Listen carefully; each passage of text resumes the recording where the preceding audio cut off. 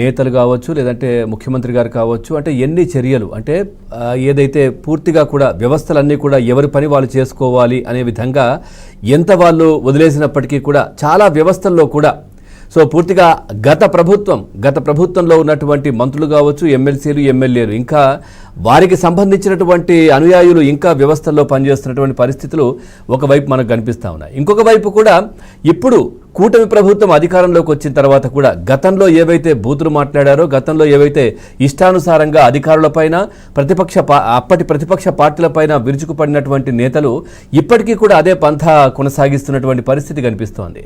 ఏదంటే ఇటు అధికారులను అంటే కొన్ని కార్యాలయాలకు సంబంధించిన అధికారులను బెదిరించడం కావచ్చు, లేదంటే ప్రలోభాలకు గురి చేయడం కావచ్చు, లేదంటే మళ్ళీ వచ్చేది మా ప్రభుత్వమే, మేము చెప్పినట్టే వినాలి అనే విధంగా వాళ్ళను ఇబ్బందులకు గురి చేయడం, లేదంటే ముఖ్యంగా మనం చూసాం మొన్న జగన్మోహన్ రెడ్డి చెప్తా ఉన్నారు, ఎవరైతే నిన్ను ఇబ్బంది పెట్టారో ఆ పోలీస్ ఆఫీసర్తోనే సల్యూట్ చేయిస్తానని. సో ఈ విధంగా కక్ష సాధింపు చర్యలు ఇంకా కూడా కొనసాగిస్తున్న పరిస్థితి వైసీపీ పార్టీకి సంబంధించి కూడా నేతలు బయటపడుతున్నటువంటి పరిస్థితులు కనిపిస్తూ ఉన్నాయి. ప్రస్తుతం మనం చూస్తే వైసీపీ ఎమ్మెల్సీ దువ్వాడ శ్రీనివాస్ తన దురుసు వైఖరిని మరోసారి బయట పెట్టుకున్నటువంటి పరిస్థితి కనిపిస్తోంది. తన ఇంటికి దాదాపుగా 3 నెలలకు సంబంధించి కూడా విద్యుత్ బిల్లులు చెల్లించకుండా ఆయన పెండింగ్ పెట్టారు. సో దాన్ని అడిగిన నేపథ్యంలో కూడా అధికారికి ఫోన్ చేసి ఇష్టానుసారంగా ఆయన పైన చిందులు దొక్కినటువంటి పరిస్థితి కనిపించింది. ఎక్కడంటే శ్రీకాకుళం జిల్లా టెక్కలి విద్యుత్ శాఖ ఏఈ మురళీమోహన్ రావుకు ఆయన శుక్రవారం ఫోన్ చేశారు.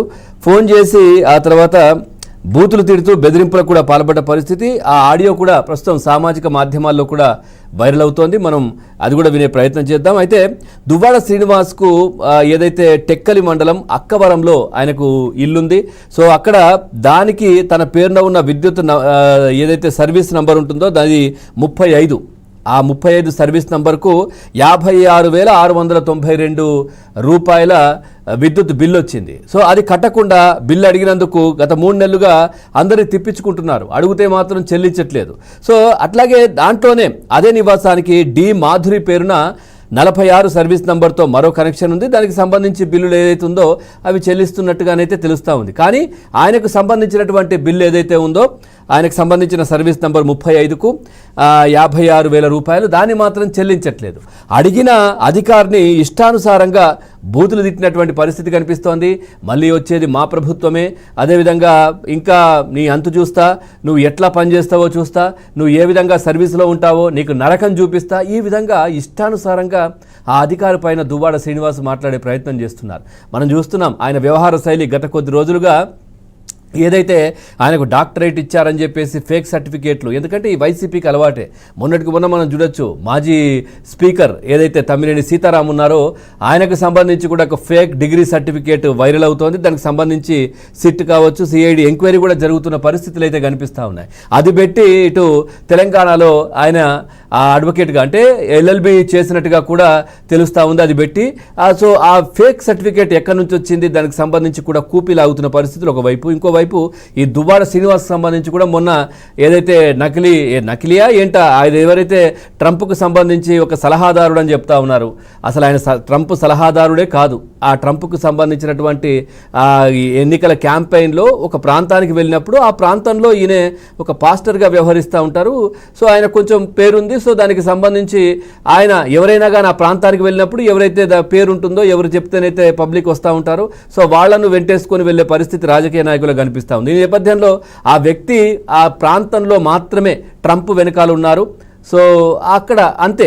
సో ఆయన ట్రంప్ ముఖ్య సలహాదారుడు, నాకు డాక్టరేట్ ఇచ్చారు అంటూ కూడా ఆయన ఫోటోలు దిగడం, వైరల్ చేయడం, దానికి శుభాకాంక్షలు అంటూ కూడా వైసీపీ బ్లూ మీడియా ఇష్టానుసారంగా రాసుకోవడం, ఇది ఒకవైపు. అంటే నేను మంచోన్ని నేను అని నిరూపించుకునే ప్రయత్నం, నాకు డాక్టరేట్లు ఇస్తున్నారు అమెరికాకు సంబంధించిన వ్యక్తులే అని చెప్పేసి. సో ట్రంప్ ముఖ్య సలహాదారులే ఇస్తున్నారని ముఖ్యంగా చెప్పుకోవడం, ఇది ఒకవైపు. మళ్ళీ మధ్య కొత్తగా నిన్న మొన్న ఇక్కడ చూసా, ఉగాది పురస్కారాల పేరిట ఆయనకు దువ్వాడ మాధురికి ఇద్దరికి సన్మానాలు చేస్తూ ఉన్నారు.